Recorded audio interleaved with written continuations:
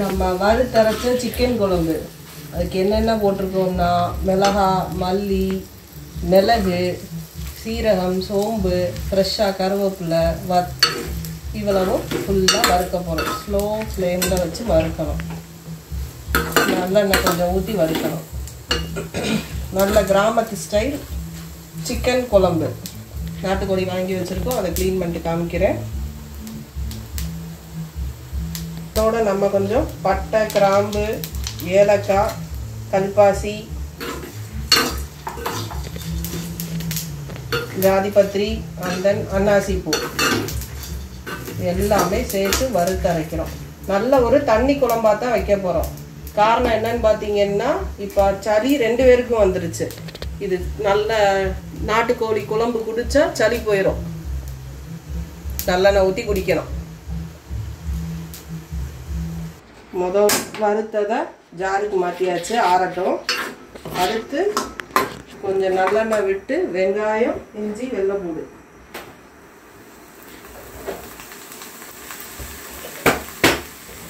இது நல்லெண்ணெய். அதுக்குன்னு ஜோதியா மாதிரி ஊற்ற முடியாது. நல்லெண்ணெய் 3000 ரூபா.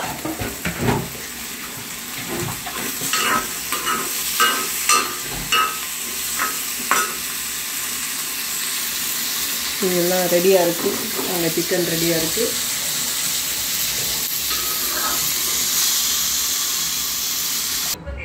நல்லா குக்கரில் நல்லெண்ணெய் விட்டுட்டு ஆயில் சூடாகிடுச்சு. இப்போது சிக்கனை லைட்டாக ஃப்ரை பண்ணுறோம்.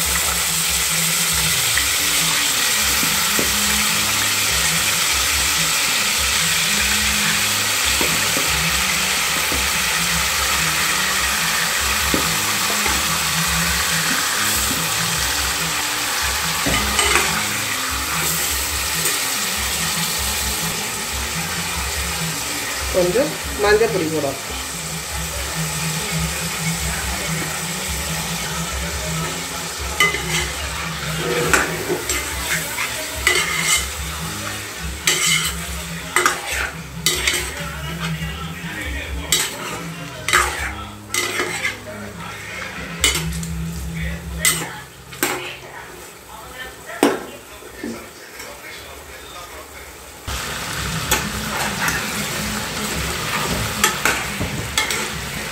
சிக்கன் வதக்குது.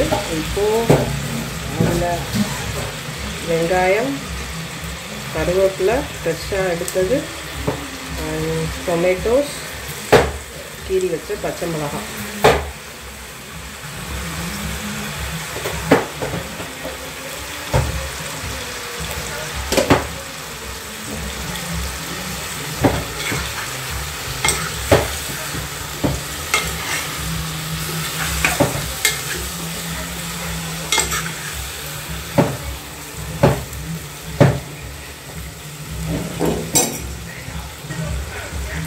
இப்போது நம்ம ஃபைன் பேஸ்ட்டாக அரைச்சி வச்சுருக்கிற மசாலா.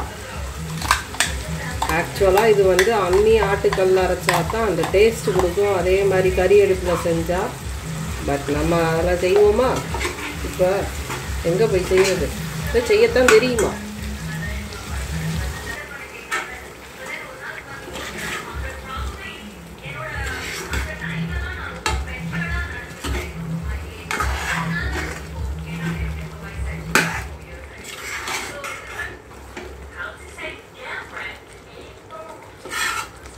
பச்சை வாசனை போகிற வரைக்கும் லைட்டாக கொதிக்க விடணும்.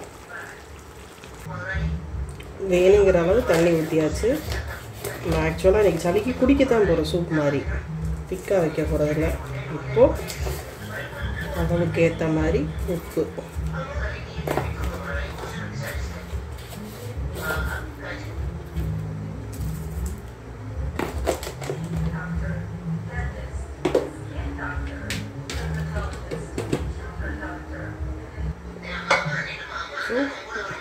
விசில் போட்டு மூடணும்.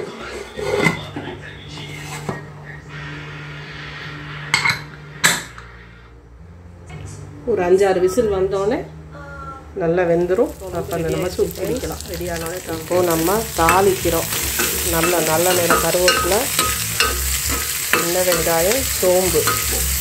மதுரையிலனா நல்லா 2 குழிக்கரண்டி எண்ணெய் ஊற்றிருக்கலாம். நல்லெண்ணெய் இங்கே அப்படியெல்லாம் ஊற்ற முடியாது.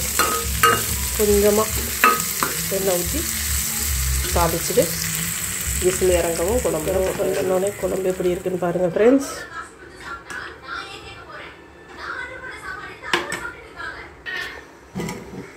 குக்கரில் இருந்து பெரிய ஒரு சட்டிக்கு மாற்றிட்டேன் ஃப்ரெண்ட்ஸ்.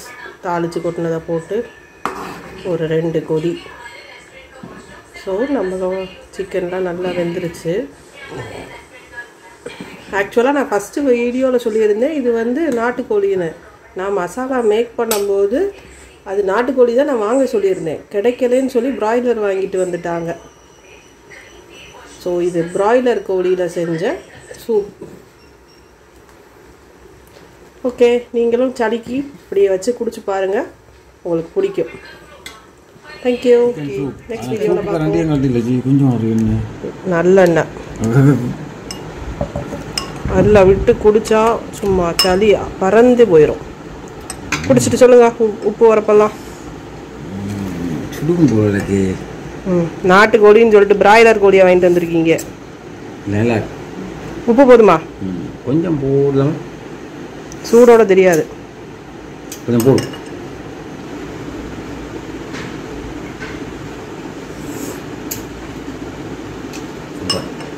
ஓகே, இதுதான் சளி மருந்து. நீங்கள் குடித்தது சளி மருந்து கிடையாது. இதுக்கு முன்னாடி மொதல் ரவுண்டு முடிச்சு 2வது ரவுண்டை பாருங்க. கிராமத்து நாட்டுக்கோழி, நாட்டுக்கோழி இல்லை, பிராய்லர் கோழி சூப் குழம்பு எல்லாமே இதுதான்.